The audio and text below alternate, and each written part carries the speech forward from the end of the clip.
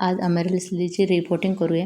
तुम्हाला मी काही दिवसापूर्वी व्हिडिओ बनवला की एका बल्बवर फुलं आलं होतं, कारण तो बल्ब खूप हेल्दी झाला होता आणि त्याने आता छोटे छोटे बल्बसुद्धा तयार केले होते। हे बल्ब वेगळे काढायचं कारण हे असते की हे आपल्याला आहे ना वेगवेगळ्या ठिकाणी जर हे लावले तर हे बल्बसुद्धा पुढच्या वेळेस फुलं देण्यासाठी तयार होते आणि जो आपला बल्ब आहे तो हेल्दी तयार राहतो आणि काही जर झालं असेल सडला सुडला तर तेही आपल्याला समजते। आणि याचे बघा किती बल्ब तयार झाले आणि मुड्या बघू शकता तुम्ही। पण हा पहिला बल्ब जो काढला आणि मी हा कोणता बल्ब आहे माहीत आहे का, याला फूल आलेलं नाही आहे, हा पण मोठा आहे, तर यावर्षी हा फूल देऊ शकतो। तसंच याचा टाईम मार्चमध्ये आहे फुलं येण्याचा, पण माझ्या याला लवकर येऊन गेलं होतं, तुम्ही बघितलं ना, कारण त्याच्यातला बल्ब बघा किती मोठा झालेला होता। हीच ती कुंडी आहे। आता बघा हे काढायला मला इतकं प्रॉब्लेम होतं आहे, कारण काही दिवसांना काय होते मुड्या पूर्ण भरतात आणि त्या म्हणून वर्षाच्या वर्ष जर आपण हे काम केलं ना तर आपल्याला आपण झाडांना खत देतो ते पण मुड्याशी राहणार आहे, कारण आपण वरवर लिक्विड खत वगैरेच वापरते मी जास्त बागेमध्ये, आणि ते पण घरगुतीच प्रकारचे खतं तयार करते आणि तेच टाकते। म्हणून वर्षातून एकदा या बल्बवर मी हे काम करते म्हटलं, कारण एका बल्बला फुलं येऊन गेले पण बाकीचे जे बल्ब आहे त्याचे फुलं यायचे आहे, म्हणून फेब्रुवारीला सुरुवातीलाच तुम्ही हे काम करू शकता किंवा जानेवारीमध्ये शेवट केला तरी चालेल। अशा पद्धतीने हे बल्ब राहतात आणि आता याच्याने वरचे पानंसुद्धा मी कापून टाकणार आहे, कारण एका बल्बवर माझे फूल येऊन गेलं पण बाकीचे बल्ब तसेच आहे आणि त्याच्यातलं 1-2 बल्ब चांगले झालेले आहे, त्याच्यापैकी एका बल्बला तरी फुलं येऊ शकतात। आणि तुम्ही पण अशा पद्धतीने रिपोर्टिंग केलं ना झाड खराबही होत नाही आणि हेल्दी राहतात, कारण आपल्याला ते झाडं कसे आहे ते पण कळत असते। बघा छोटे छोटे भरपूर बल्ब तयार होतं त्याला, एकदा आपण पैसे देऊन खर्च करतो पण इतके बल्ब तयार होतात की आपण लावू थकतो नंतर। अशा पद्धतीने असतात हे। आणि आजकाल ते बघा मी मिश्रण काय केलं होतं सुरुवातीला, माझ्या बागेमधील जे खत तयार झालं होतं मातीचं, घरच्याच कंपोस्ट म्हणू शकतो आपण, घरी किचन कंपोस्ट, ते घेतलं होतं 1 कुंडी आणि 2 कुंड्या, म्हणजे सारखं समजा रेती आणि ते माती आपल्या बागेमधली, ते असं तयार केलेलं होतं। पण आता बघा मी आता थोड्याशा मुळ्या कापते आणि याचे किती कंद तयार झाले बघा, तुम्ही मोजू शकता। अशा पद्धतीने बघा हा हेल्दी बल्ब आहे, हा याच्यावर फुल येऊन गेलेला आहे, कारण साईडला बघा तुम्हाला स्टिक दिसत आहे थोडीशी, आणि बघा हे नवीन तयार झालेले आहे। अशा पद्धतीने आता मी हे याच्यामध्ये भरपूर रेती मिक्स केलेली आहे, त्याच्यामुळं मी फक्त आता याच्यामध्ये थोडासा खताचा उपयोग करते। आता समोर दाखवते मी काय काय मिक्स करते। अशा पद्धतीने तुम्हीही तुमचे बल्ब लावू शकता किंवा तेवढीच रेती आणि तेवढीच मातीसुद्धा तुम्ही घेऊ शकता। बघा हा हेल्दी बल्ब आहे, याला फुलं येईल यावर्षी असं वाटते मला। आणि अशा पद्धतीने सगळे बल्ब काढले। एक दिवस आहे ना मी पाणी दिलं नाही लावल्यावर, दुसऱ्या दिवशी पाणी दिलेलं आहे, कारण आपण असे बल्ब रेस्ट करायलासुद्धा ठेवू शकतो, नंतर लावू शकतो याला, पण मी लगेच लावून घेते।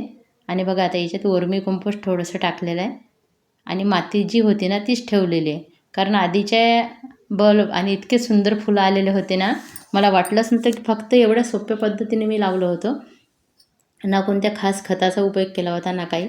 आणि थोडीशी हळद टाकली मी, कारण या बल्बला फंगस वगैरे लागू नये म्हणून थोडीशी निमखली टाकते, कारण मी केमिकल पावडर वापरत नाही, त्याच्यामुळं मी थोडीशी हळद टाकत असते।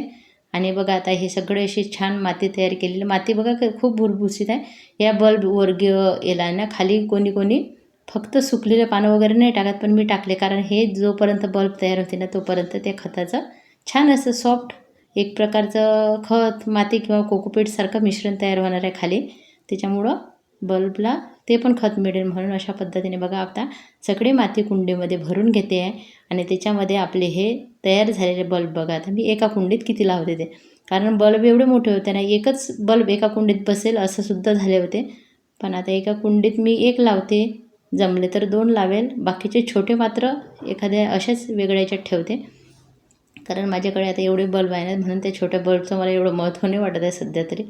बघा आता थोडीशी मी याला थोडीशी हळद लावली, अजून मुळ्या कापायला पाहिजे होत्या, मी जास्त नाही कापल्या, थोड्याशा कापल्या बघा आता। अशा पद्धतीने मध्ये ठेवून घेते आणि याच्यावर टाकते माती। या कुंडीत माझा विचार सुरू आहे की 1 लावू का 2 लावू, कारण बघा लगेच बल्ब मोठा असल्यामुळे, आणि जमलं तर मग साईडला लावेल किंवा एका कुंडीत तर एकच ठेवणार आहे मी, ज्याला मला असं आशा आहे ना त्याला फुल येऊ शकते, तो एकाच कुंडीत, आणि पुढच्या वर्षीपर्यंत असेच पूर्ण भरण। कुंड्या आहे ना बल्ब न भरला ना तर नंतर आपल्याला काढायला खूप त्रास होते ते, कारण ते पूर्ण कुंडीमध्ये पॅक होऊन जाते। तसंच अडेनियमचं झालं, तिचे पण व्हिडिओ येणार आहे, काही अडेनियम इतके बसलेले होते आतमध्ये। अशा पद्धतीने तुम्ही बघू शकता मी बल्ब बरोबर मध्ये ठेवून त्याच्यावर थोडीशी माती टाकते आणि अशा पद्धतीने सगळे बल्ब लावते। असे बल्ब लावल्यामुळे माझे बल्ब हेल्दी राहते आणि पुढच्या वर्षी भरपूर प्रमाणात तयार होतील. आणि बघा आता छोटे छोटे थोडे थोडे मुळ्यासुद्धा कट करते मी. बाकी बल्ब याच्या साईडला एक बल्ब लावते मी.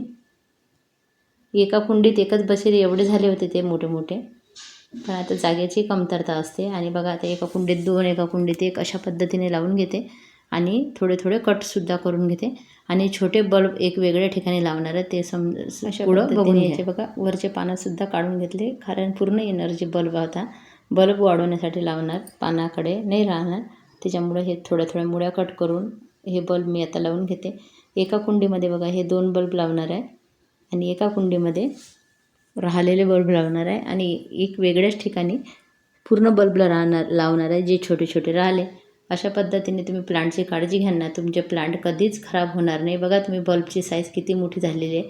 ते साईज एवढी मोठी झाली ना, त्याच्यामुळे याला जागासुद्धा आता जास्त लागणार आहे. पण तरी मी याच्यामध्ये 2 लावून घेते म्हटलं, कारण जागेची कमतरता भासते. असे बल्ब जर खूप तयार झाले तर बल्बलाच खूप कुंड्या लागतील. पण तुम्हाला एक मी सांगते, जे फुलं आहे ना थोडीशी राख होते ना, राखसुद्धा टाकून घेते लावल्यावर. जे तुम्हाला असे बल्बवर्गीय प्लांट राहतात ते वर्षातून एकदा फुलं जरी देतात ना, पण त्याचे फुलंसुद्धा बघण्यासारखे असतात. खूप चटकदार रंग असतात आणि ते फूल झाडावरसुद्धा खूप खूप दिवस राहतात.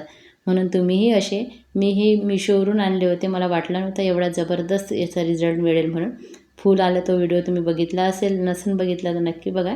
बघा आता थोडेसे पानं याचेसुद्धा कट करून घेते मी. आणि आता एक दिवस असेच सुकत ठेवू देते आणि दुसऱ्या दिवशी या झाडांना पाणी देऊन देते. बघा या पद्धतीने पाणी देते. आणि उरलेले बल्ब बघा मी कुठे लावले ते दाखवते तुम्हाला. बघा याच्यामध्ये उरलेले बल्ब लावले. धन्यवाद.